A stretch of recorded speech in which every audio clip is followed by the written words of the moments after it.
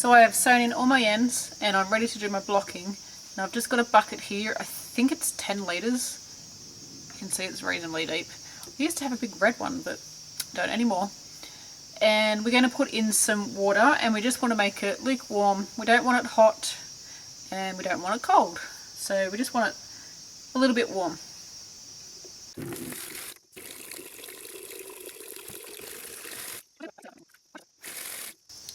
And I have, ouch, that's hot. I have an old knitting needle that I just use every now and again to mix up water or mix in the soap that we're going to use.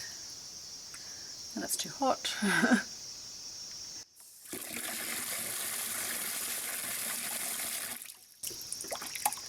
That's better. So I've got all different types of wash. I have this Eucalan. Is that how you say it? Yeah. Eucalan wash. I think it's a lavender scent. I cannot remember. You can see it on the screen.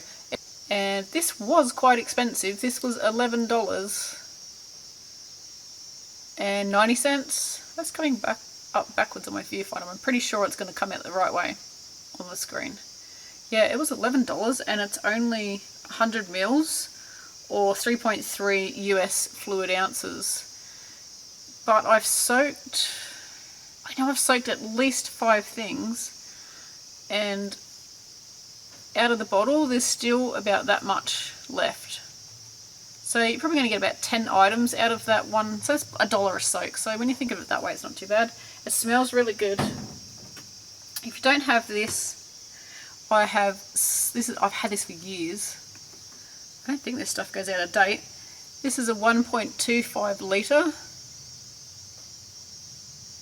Smells like eucalyptus. It's a wool wash. And this is because the item I'm going to be doing is 100% wool. If yours isn't, you won't have to worry about a wool wash. I don't even know if they sell this anymore. I've had it for that long.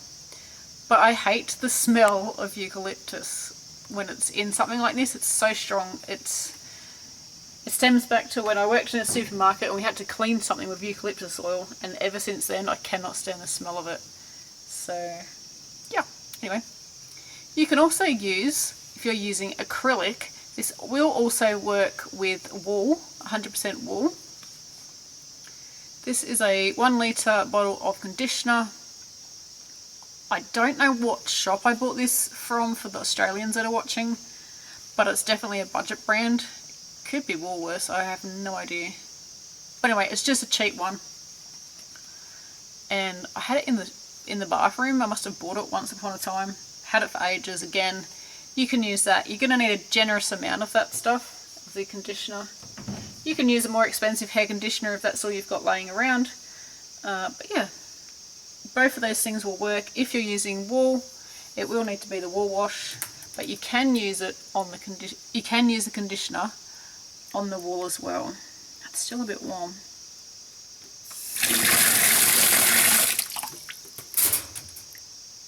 So I'm actually going to use the hair conditioner on this one. I'm just smelling it first to make sure it doesn't smell funny. No, I can handle that smell. You can see I'm going to put a generous amount in there.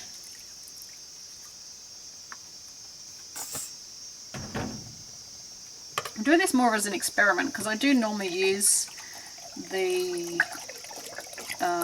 wool wash, but it's really expensive, and yeah.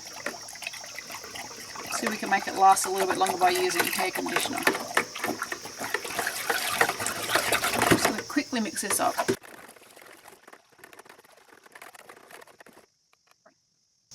You could wash your item first. You could use shampoo, or you could use a wool wash, but I'm not going to bother. I'm just going to put it in and I'm going to soak it. You can soak it for about 15 minutes. You want to at least do it for 15 minutes. It should tell you on the bottle that you've got. It won't tell you on your hair conditioner, but it'll tell you on the wool wash bottle. I think the Eucalan one is 15 minutes. So we're just going to push this in. I've got way too much water in the bucket, but hey. I'm going to push it in. until the air bubbles come out. or most of the air bubbles come out at least.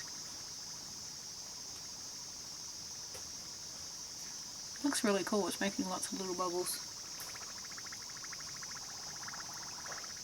I'm going to give it a squeeze. Don't rub it together, don't make any friction. If you're using wool, it will felt if it's not machine treated. This is wool and it is machine treated. I'm not sure if I'm saying the right terminology there, but I know that it gets treated with something so that you can put it in the machine. So we'll just say machine treated. In the washing machine, that means. You may notice a couple of my ends are still hanging out, but I have sewn them in. I've just left them long and I will cut them off after it's blocked, because when you stretch it out, some of the end will go into the crochet. I learned that trick from Erin from Gimme Yarn 418 here on YouTube. That was her knitting tip that I've picked up. This already feels lovely. And you'll notice, I don't know if you can see on the camera, I can't find the end of the shawl. Here we go. You'll notice that it's opened up a lot compared to what it did when it was crocheted. I'll see if I can insert a photo.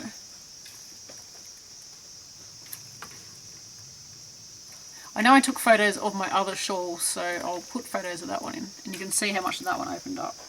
Alright, so that'll do. That actually feels lovely in there. It's like air conditioner, because it is. So I'm going to leave this to soak for at least 15 minutes. If you forget, like I normally do, and leave it overnight, it doesn't matter. You can leave it overnight. And I'm very glad that this water is pretty clear, which means that the dye used in this yarn, this is the first time I'm using this yarn, the yarn dye in this blue and in this pink is not running, which is fabulous, because otherwise the colours will bleed onto each other and you may get patches of pink on your blue and vice versa, or your project can turn purple, because don't pink and blue make purple? Some sort of purple anyway. Alright, so we're going to leave that for at least 15 minutes. I'm just off camera here and I'm just looking at the little bottle of Eucalan to see if that tells you how long to leave it for. Yeah, it says soak it for 15 minutes on the Eucalan. I'm just checking the other big one that I've got. That one says soak for 5 minutes. There you go. I'm going to go 15, unless I forget about it. One thing I did forget to mention is that we're going to need a towel, and if you're using the block and mats, you're only going to need one towel.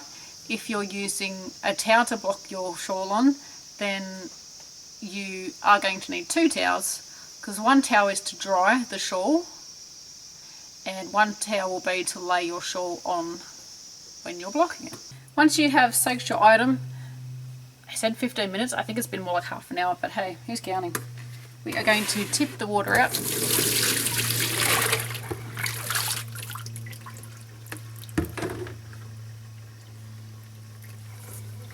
And we're going to let that drain off. Some of the rinses that I was looking at, the wool wash and stuff, some of them say you don't have to rinse them, so that's fantastic. I'm just going to squeeze some of this water out. But this one, because I chose the hair conditioner, I am going to have to rinse it.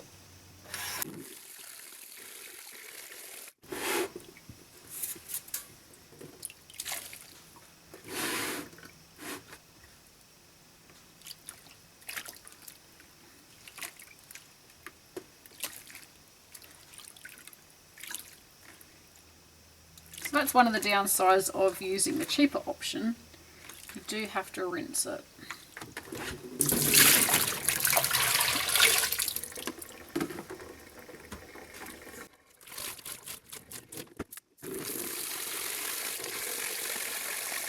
If your yarn is not a machine wash one, you don't want to get your water temperature drastically different each time you rinse it or soak it, because it will shock your yarn and it will tend to felt it. So these buckets of water have all been about the same temperature.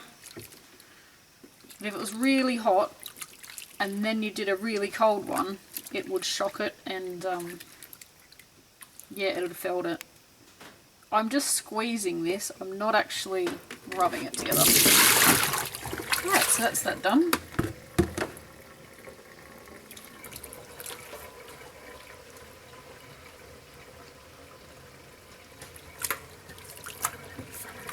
Just going to let that drain for a little bit.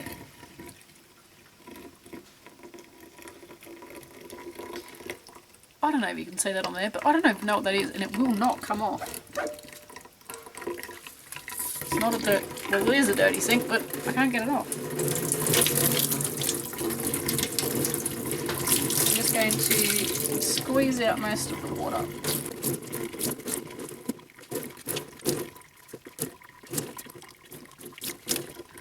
I'm actually going to, you can't see it, but I'm actually going to leave this over the tap for a little bit because it's still quite a lot of water in it.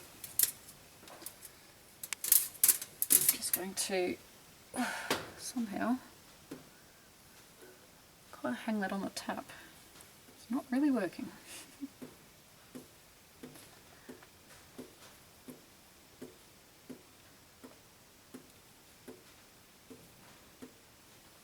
Just to let some more water drip out. So I'll be back when that's ready. So I've got my towel on the floor, it's doubled over, and I'm going to get my shawl and I'm just going to place it on top of the towel.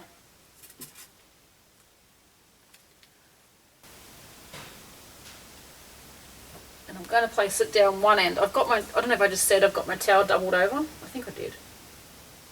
And then I'm just going to wrap it up like a sausage.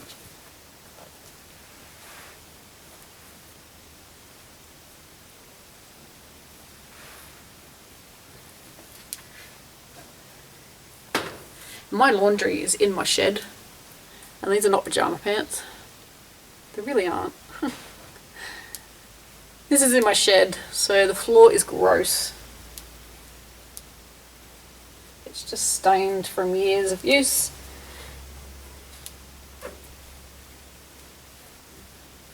So this towel will be going in the wash after this one.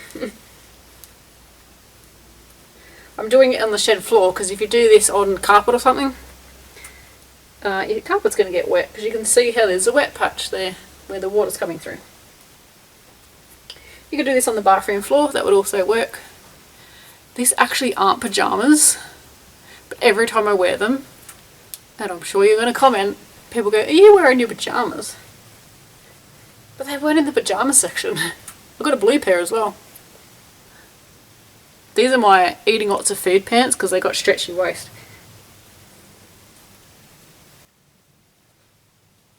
Alright, so after you've done that, you can now lay it out to block it.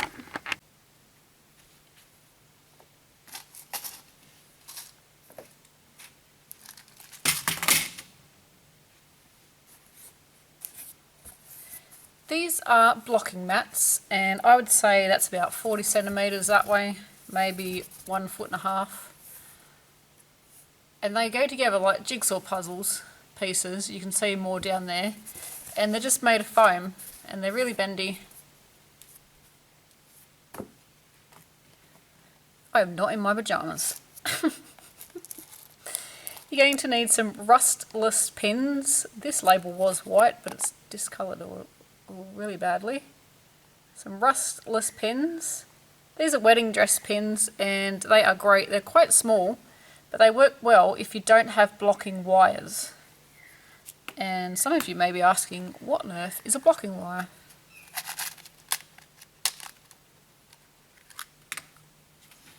You come in a tube, and I got mine from Knit Picks, and I'm going to insert a link in the description box where you can buy these.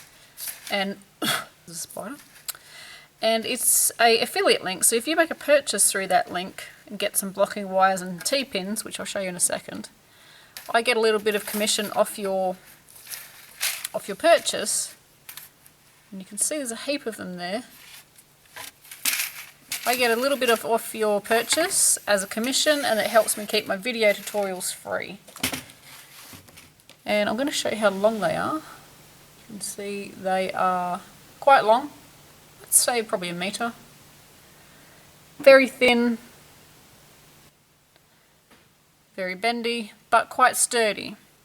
And we use these to block our projects like shawls, which is what we're going to show you. And you're also going to get some T-pins. And it says there for blocking lace garments, which is quite fine yarn, but I've used it on worsted weight yarn and they're perfectly fine. So this is what a T-pin looks like. A pin that looks like a T. It's very sharp on the end so that we can poke it into our foam mats, and there's 50 in a packet, and that's the little box that they come in. It's great, it just clips up together and you can store that really well. So I'm going to put my mats together and then we're going to get on to the blocking part. And I'm not pregnant, it's a food baby.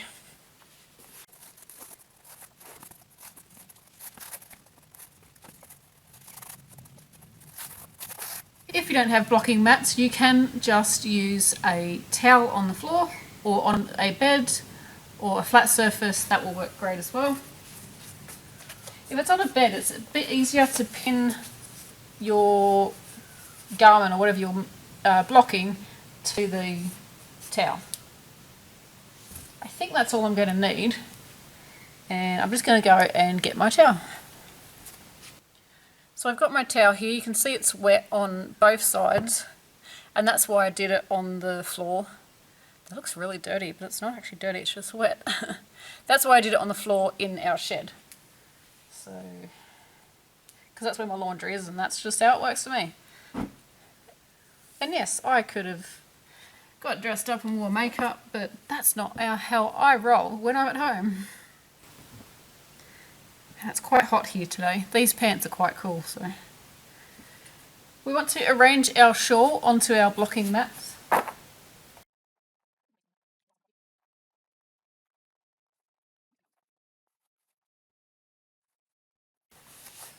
What we're going to do is we're going to grab our blocking wires. I'm just going to grab a handful out. I've actually took all of them out. Oh, and if you're going to buy these blocking wires, I think it comes with instructions, but you will need to wipe them down because they are coated in a little, like a manufacturing grease or something. It just helps. You don't want to get the marks onto your garment, your thing that you're going to block. So basically all we do is put our blocking wires along the straight and curved edge. I'm going to bring you down. You're in my craft room too, by the way, if you hadn't already guessed. You can see the stitches have opened up nicely. I'm going to put you up a bit. And along the top edge here, here's a new way to do a tutorial. See if I can get it in the thing. I am just going to put the wire in the very corner of our shawl, and I'm going to weave it in and out of the stitches along the edge of our shawl, so along this top edge. This is the top edge of our shawl, so this is the straight edge of our shawl. And as we come along, you'll notice that we've got these spaces. Got these spaces. And I'm just going to go into those spaces. It makes it much quicker. So it's the chain one space where we worked. What did we do? We did three double crochet. Yeah, I think that's something like that. It's been a day or so since I made the pattern. I could just look at it, couldn't I? Oh, we did our chain 4. And then we did a 3 double crochet, and if we're at the end we did 3 double crochet, chain 1, 3 double crochet. And I'm just putting it in these spaces that we created with that chain space. That's what's good about this pattern, it's very easy to block with blocking wires. If you don't have blocking wires, you're going to put the pins along the edge, and I'll put a link in on the right hand side of the screen, and that will show you how to do blocking with pins. I don't remember how much these blocking wires are, but I tell you what, they are a great investment as part of your toolbox for crochet work. So you're going to stretch it out like I have there, and you're going to notice that you're going to run out of a blocking wire, so because we're going to stretch this right out, it's going to be aggressively blocked. My arm's in the way, you could have told me. We're going to aggressively block this shawl, which means we are going to stretch it quite a bit. So you want to stretch it, you want to leave a bit of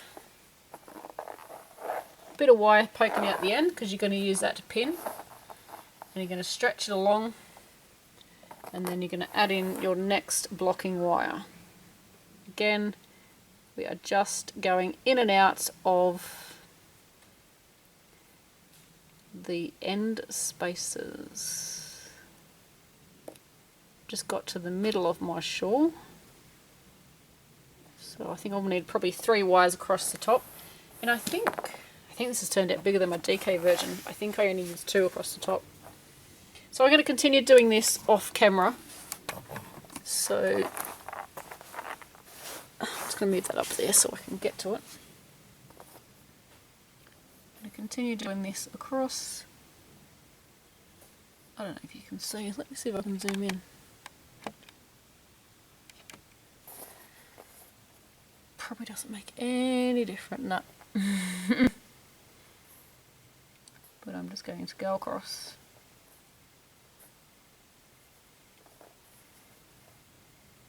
Can you see that?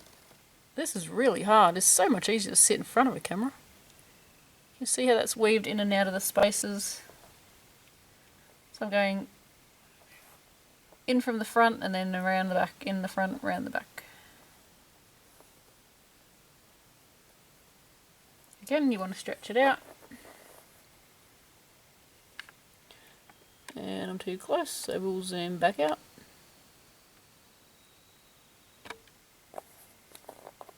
And you want to line it up. My, what do you call it? My blocking wire ends here, so you want to just overlap them a bit. That one's fallen out of the slip. Cannot see a thing in that viewfinder because you're miles away from me. See how I've weaved it in and out of the stitches. And then when I come up here,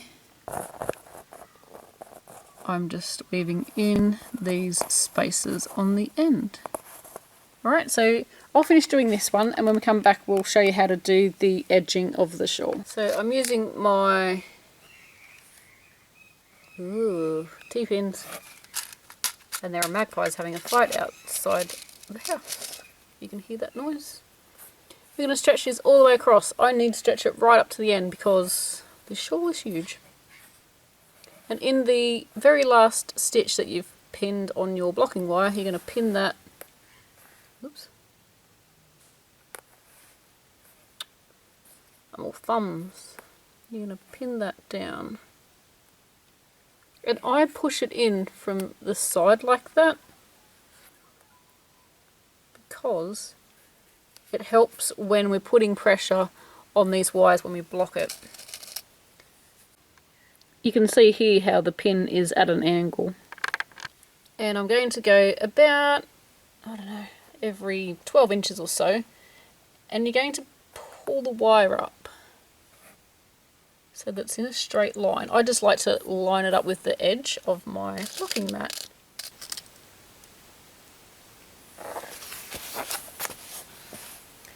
And you can always readjust, so don't look at this and go, oh, it's not straight. You can always come along and readjust it. Where the two overlap, I'm putting a pin.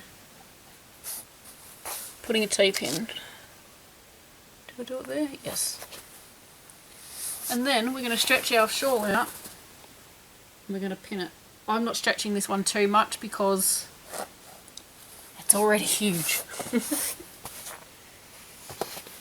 Okay, so now we are on to the frilly edging. I'm sorry this part of the tutorial is so, I don't know, not my style. Usually it's camera still, it's focused and all that. But hey, I don't have a professional filming company. Wish I did.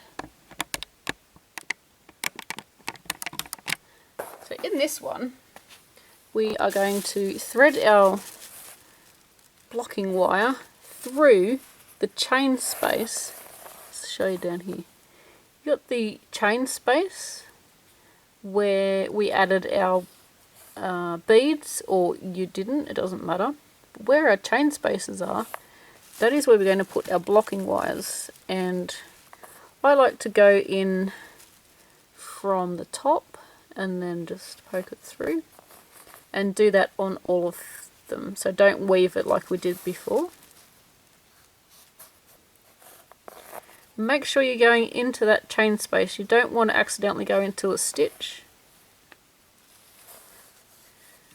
Make sure it's actually the chain space. I just use my finger, find the chain space like so, and then poke it through. So you're probably going to need 3, maybe 4 wires for the edging of the shawl. What you're going to do is pull it out, and you'll see just by watching. You can't see that. This is so different to filming in front of the camera. I'm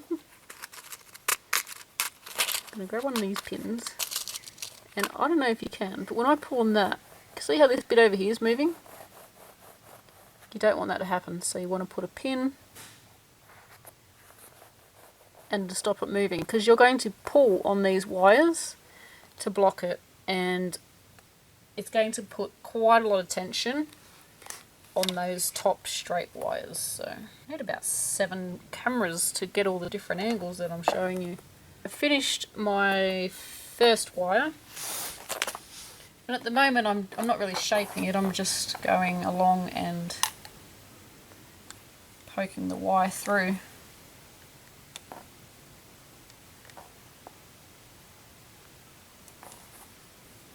So make sure you're getting every single one.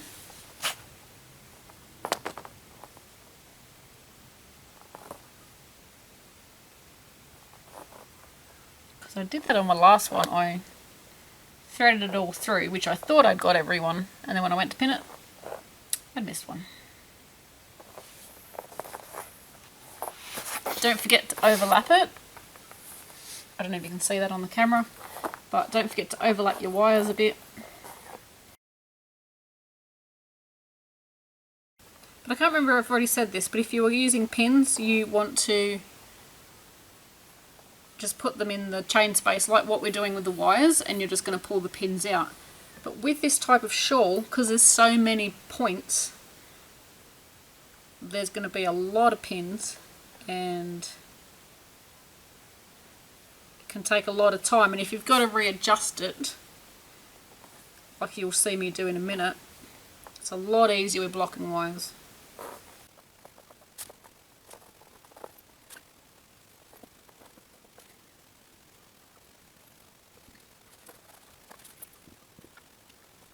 We're going to get our blocking wires, and we're going to pull on the shawl.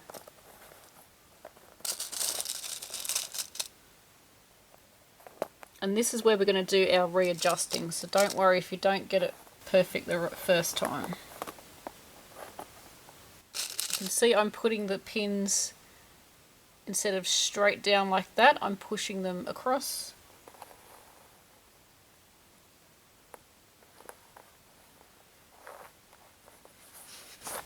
And I will need to adjust it because I know I need to do that every. And I'm just readjusting.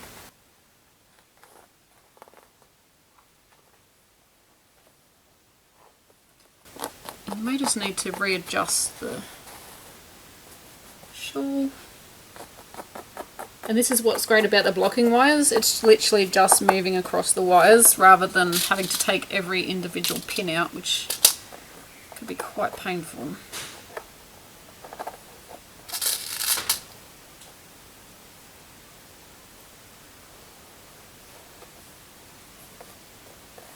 literally if you accidentally drop one and stood on it.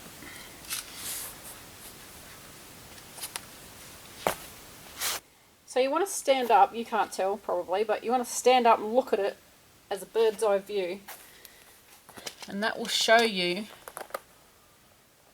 if you haven't like got it in the right shape, like you may have pulled too far on one side, or the more aggressively you block it, the better the edging is going to. So I do have blocking wires left, so there's always plenty. Frog's making a noise now that we've decided to continue with videoing. And I'm going to see if I can get like a bird's eye view of it. That's a pretty good shape. You can see here it needs to be pulled out slightly, but I'll do that off camera. Looks awesome. So now all we need to do is leave this to dry. At the moment it's summer, it's really hot, so this will probably be dry by tomorrow, or at least at the most tomorrow afternoon. So yeah. Once it's dry, remove all your pins and your blocking wires, and it's ready to wear.